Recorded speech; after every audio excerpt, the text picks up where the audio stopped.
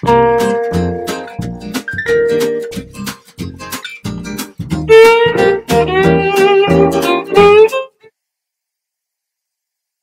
la normalité, notre série sur Suis-je normal docteur, qu'en est-il de la notion de normalité et de réussite?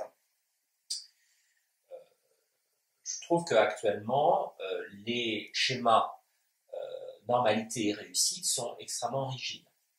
Autrefois, moi j'ai 56 ans, quand dans ma jeunesse, on nous mettait des exemples de réussite qui étaient autres que la réussite purement matérielle. On avait par exemple des images iconiques sur des icônes comme Marie Curie, par exemple, comme Albert Schweitzer, qui ne réussissaient pas obligatoirement, enfin, qui n'étaient pas connus pour leur réussite matérielle.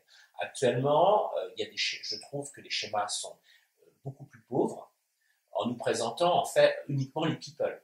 C'est quelque chose qui se rapproche des people. Je trouve qu'il y a une peopleisation de la société, c'est-à-dire qu'il faut être riche, il faut être beau, il faut avoir des belles voitures, il faut avoir du fric.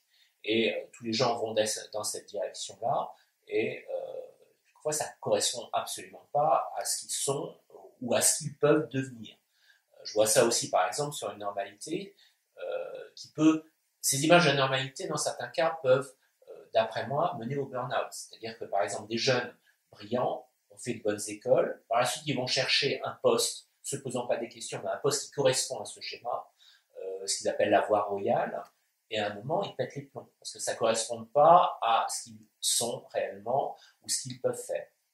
Donc je vois beaucoup de burn-out entre 25 et 35 ans, parce que j'ai l'impression que des gens se perdent dans ces images de normalité, de réussite, qui sont extrêmement pauvres et peu intéressantes dans certains cas. J'ai vu beaucoup de ces gens normaux qui ont réussi. Par exemple, je me rappelle une demande par rapport à quelqu'un qui disait « j'ai fait une grande école de commerce en France, une des plus prestigieuses, un MBA aux États-Unis dans une des universités les plus prestigieuses. J'ai monté une entreprise dans la Silicon Valley qui marche bien et néanmoins je ne suis pas heureux. » J'aurais envie de lui dire « où est-ce que vous avez trouvé ces bonnes idées-là » Il prend dans les pages saumon d'un quotidien, c'est pas quelque chose de très inventif. Mais il a cru, cette personne, qu'en collant un schéma d'injonction, qu'il allait devenir heureux.